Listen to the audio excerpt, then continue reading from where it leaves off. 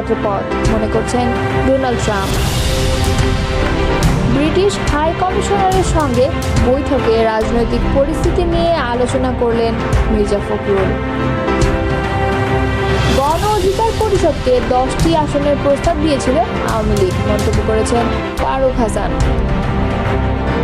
দুই উপদেষ্টার গাড়িবহর আটকে ছাত্র দলের বিক্ষোভ, এক নেতাকে শোকজ। বিএনপি থেকে মনোনয়ন পেতে হলে লাগবে 3টি গুরুত্বপূর্ণ যোগ্যতা। এতক্ষণ শুনছিলেন সংবাদ শিরোনাম, এবারে বিস্তারিত।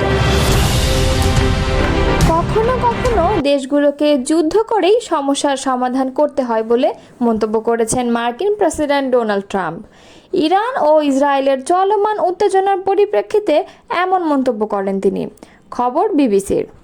প্রেসিডেন্ট ট্রাম্প বলেন তিনি আশা করেন ইসরায়েল ও ইরান একসময় একটি সমঝোতায় পৌঁছাবে, তবে কখনো কখনো দেশগুলোর মধ্যে আগে যুদ্ধ বাধেই এবং যুদ্ধ করেই সমস্যার সমাধান করতে হয়। জি7 সম্মেলনে যোগ দিতে কানাডার উদ্দেশ্যে রওনা হওয়ার আগে সাংবাদিকদের সঙ্গে কথা বলার সময় ট্রাম্প জানান যুক্তরাষ্ট্র ইসরায়েলের পাশে আছে এবং থাকবে। তবে তিনি ইসরায়েলকে ইরানের ওপর হামলা বন্ধ করতে বলেছেন কিনা তা স্পষ্ট করেননি। রোববার নিজস্ব সোশ্যাল মিডিয়া প্ল্যাটফর্ম ট্রুথ সোশ্যালে দেওয়া এক পোস্টেও ট্রাম্প একই রকম মন্তব্য করেন। তিনি লেখেন, ইরান ও ইসরায়েলকে একটি সমঝোতায় আসতেই হবে এবং তারা আসবেই।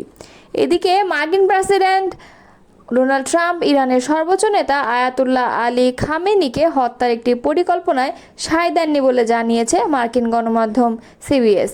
তারা বলেছে ইসরায়েলের প্রধানমন্ত্রী বেনিয়ামিন নেতানিয়াহু ওই পরিকল্পনা সামনে এনেছিলেন। 3টি সূত্র সিবিএসকে জানায়, গত শুক্রবার ইসরায়েল ইরানে হামলা চালানোর পর নেতানিয়াহু এবং ট্রাম্পের মধ্যে একটি আলোচনা হয়, যেখানে ট্রাম্প খামেনিকে হত্যা করার পরিকল্পনাকে ভালো সিদ্ধান্ত মনে করেননি। তবে ট্রাম্প এ বিষয়ে এখনও প্রকাশ্যে কিচ্ছু বলেননি। একই বিষয়ে ফক্স নিউজকে দেওয়া এক সাক্ষাৎকারে নেতানিয়াহু রয়টার্সের প্রতিবেদনটি সরাসরি স্বীকারই করেননি, যেখানে বলা হয়েছিল ট্রাম্প খামেনিকে হত্যা পরিকল্পনায় ভেটো দিয়েছিলেন। বিএনপি মহাসচিব মির্জা ফখরুল ইসলাম আলমগীরের নেতৃত্বে একটি প্রতিনিধি দলের সঙ্গে বৈঠকে বসেছেন বাংলাদেশে নিযুক্ত British high commissioner Sarah Cooke. সোমবার 10:30টার দিকে গুলশান চেয়ারপারসনের রাজনৈতিক কার্যালয়ে এই বৈঠকে বসেন তারা। বিএনপির প্রতিনিধি দলে উপস্থিতি আছে বিএনপি স্থায়ী কমিটি ও চেয়ারপারসন ফরেন অ্যাফেয়ার্স অ্যাডভাইজারি কমিটির সদস্য ডক্টর আব্দুল মঈন খান, বিএনপির সাংগঠনিক সম্পাদক ও চেয়ারপারসন পররাষ্ট্র নীতি বিষয়ক বিশেষ সহযোগী উপদেষ্টা কমিটি সদস্য শামা ওবায়েদ। বিএনপির মিডিয়া সেলের অন্যতম সদস্য সাইরুল কবির খান জানান, বিএনপির মহাসচিবের সঙ্গে সাক্ষাৎ করতে এসেছেন ঢাকাস্থ বাংলাদেশে নিযুক্ত British high commissioner Sarah Cooke. Awami League আমাদের 2024 সালের নির্বাচনে 10টি আসন এবং প্রতিটি আসনে 3 কোটি করে টাকা অফার করেছিল বলে মন্তব্য করেছেন গণ অধিকার পরিষদের সিনিয়র সহসভাপতি ও মুখপাত্র ফারুক হাসান। রোববার বিকেলে ঠাকুরগাঁওয়ে হবিপুরের মুন্নাটলি বাজারে 15 লাখ টাকা ব্যয়ে একটি মসজিদ উদ্বোধনকালে এই কথা বলেন তিনি। ফারুক হাসান আরও বলেন, বিগত 40 বছর ধরে ঠাকুরগাঁও 2 আসনে দৃশ্যমান উন্নয়ন হয়নি। 100 টাকা বরাদ্দ হলে 90 টাকা মেরে খেত নেতারা। আমার নির্বাচনী এলাকার প্রত্যেকটি ইউনিয়নে 50টি টিউবওয়েল ও 50টি অজুখানা স্থাপনের কাজ এরই মধ্যে শুরু করেছি। তিনি বলেন, আমি নির্বাচিত হলে 5 বছরের মধ্যে একটিও কাঁচা রাস্তা থাকবে না। আমি যা বলি তা করি। আমাদের ঠাকুরগাঁওয়ে বলা হতো আরেকটি বগুড়া। উন্নয়ন বৈষম্যের শিকার আমাদের এ জেলা। বিএনপি জামায়াতের রাস্তা বলে এখানে অনেক রাস্তার কাজ করা হয়নি। গণ অধিকার পরিষদের এই নেতা বলেন, আমরা প্রতিহিংসার রাজনীতি করতে চাই না। আমরা মিলেমিশে সবাইকে নিয়ে এলাকার উন্নয়নে কাজ করব। মফস্বল থেকে এখন জাতীয় রাজনীতি করছি। আপনাদের দোয়া ও ভালোবাসা থাকলে আগামীতে আপনাদের প্রতিনিধি হিসেবে জাতীয় সংসদে কথা বলবো। তিনি আরও বলেন, কোনো এলাকার মসজিদে যদি টিউবওয়েল ও অজুখানা না থাকে তাহলে আমাকে জানাবেন। জনগণের কল্যাণে আমাদের সামাজিক ও মানবিক কাজ চলমান থাকবে। এ সময় অন্যদের মধ্যে উপস্থিত ছিলেন গণ অধিকার পরিষদের ঠাকুরগাঁও জেলার সাংগঠনিক সম্পাদক মিজানুর রহমান নীল, ঠাকুরগাঁও জেলা যুব অধিকার পরিষদের সাধারণ সম্পাদক সিরাজুল ইসলাম, জেলা ছাত্র অধিকার পরিষদের সভাপতি হজরত জায়েদ হরিপুর উপজেলার গণ অধিকার পরিষদের সভাপতি মোজাক্কেরুল ইসলাম। সিলেটের জাফলংয়ে অন্তর্বর্তী সরকারের 2 উপদেষ্টার গাড়ি বহর আটকে বিক্ষোভে নেতৃত্ব দেওয়ার ঘটনা পূর্ব জাফলং ইউনিয়ন ছাত্র দলের সভাপতি আজির উদ্দিনকে কারণ দর্শানোর নোটিশ দেওয়া হয়েছে।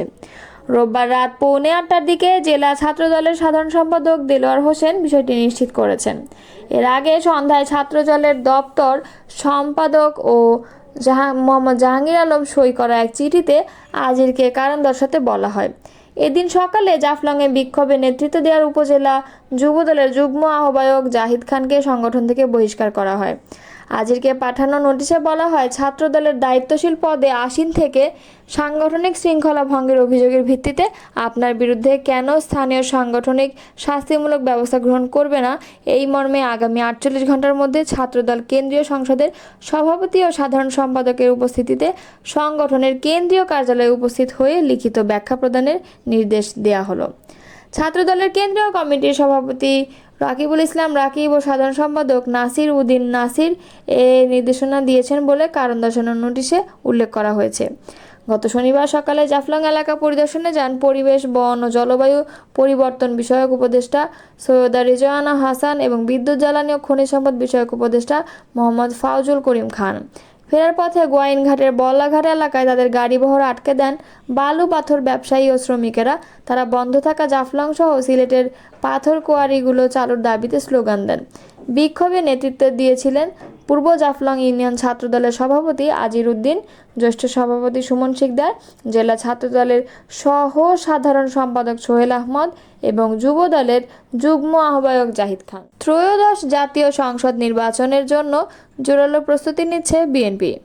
2026 সালের ফেব্রুয়ারির প্রথমার্ধে নির্বাচন হতে পারে, এই লক্ষ্যকে সামনে রেখেই আগাচ্ছে দলটি। প্রার্থী বাছাইয়ে দলটি সর্বোচ্চ গুরুত্ব দিচ্ছে এবং এর জন্য ইতিমধ্যে একাধিক জরিপ সম্পন্ন করেছে। লন্ডনে প্রধান উপদেষ্টা ডক্টর মোহাম্মদ ইউনূসের সঙ্গে ভারপ্রাপ্ত চেয়ারম্যান তারেক রহমানের বৈঠকে নির্বাচনের সন্তোষজনক সময় নির্ধারণের পর ভোটের প্রস্তুতি শুরু করেছে বিএনপি। এ অবস্থায় দলটির জন্য এখন বড় চ্যালেঞ্জ প্রার্থী বাছাই, কারণ 5 আগস্ট অভ্যুত্থানের পর প্রতি আসনে বিএনপি হয়ে নির্বাচন করতে আগ্রহী অসংখ্য প্রার্থী ইতিমধ্যে গণসংযোগে নেমেছে। যদিও দলটির হাইকমান্ড উপযুক্ত প্রার্থী বাছাইয়ে ইতিমধ্যে কয়েক দফা জরিপ চালিয়েছেন, এখনও জরিপ চলছে। সূত্র বলছে, মনোনয়নের ক্ষেত্রে 2001, 2008 এবং 2018 সালের নির্বাচনে অংশ নেওয়া প্রার্থীদের বর্তমান অবস্থাও পর্যালোচনা করা হবে। যাকে মনোনয়ন দিলে সাধারণ ভোটাররা খুশি হবে এমন প্রার্থীর হাতেই নির্বাচনী টিকিট দেবে বিএনপি। তবে এক্ষেত্রে মৌলিক নীতি অনুসরণ করা হবে। এজন্য প্রার্থী মনোনয়ন দেওয়ার ক্ষেত্রে নীতি হিসেবে 3টি যোগ্যতাকে অন্যতম মানদণ্ড হিসেবে সেট করা হয়েছে। এগুলো হলো গণতন্ত্র পুনরুদ্ধারের লড়াই সংগ্রামে দেশ ও দলের যে প্রার্থী সবচেয়ে বেশি ত্যাগ স্বীকার করেছেন, দ্বিতীয়ত যিনি সততার পরীক্ষায় উত্তীর্ণ এবং এলাকার জনগণের কাছে একজন ভালো মানুষ হিসেবে পরিচিত, তৃতীয়ত ভোটের রাজনীতিতে যিনি তার নির্বাচনী এলাকায় বেশি জনপ্রিয়। দলটির দায়িত্বশীল একাধিক সূত্র যুগান্তরকে এমন মানদণ্ডের কথা নিশ্চিত করেছে। সূত্র মতে, মনোনয়ন দেওয়ার ক্ষেত্রে তরুণ প্রার্থীরা অগ্রাধিকার পেতে পারে। আবার দলের বৃহত্তর স্বার্থের কথা বিবেচনা করে নবীন প্রবীণের চমৎকার সমন্বয় ঘটিয়ে প্রার্থী তালিকা চূড়ান্ত করা হবে, এমনটাই জানিয়েছেন। অবশ্য নির্বাচন কমিশনের তফসিল ঘোষণার পর থেকেই নির্বাচন কেন্দ্রিক সব কার্যক্রম আনুষ্ঠানিকভাবে শুরু হবে। তফসিল ঘোষণার পর দলীয়ভাবে মনোনয়নপত্র বিক্রি ও জমা দেওয়ার কার্যক্রম শুরু হবে। সম্ভাব্য প্রার্থীদের সাক্ষাৎকারের পর একক প্রার্থী চূড়ান্ত করবে বিএনপির পার্লামেন্টারি বোর্ড।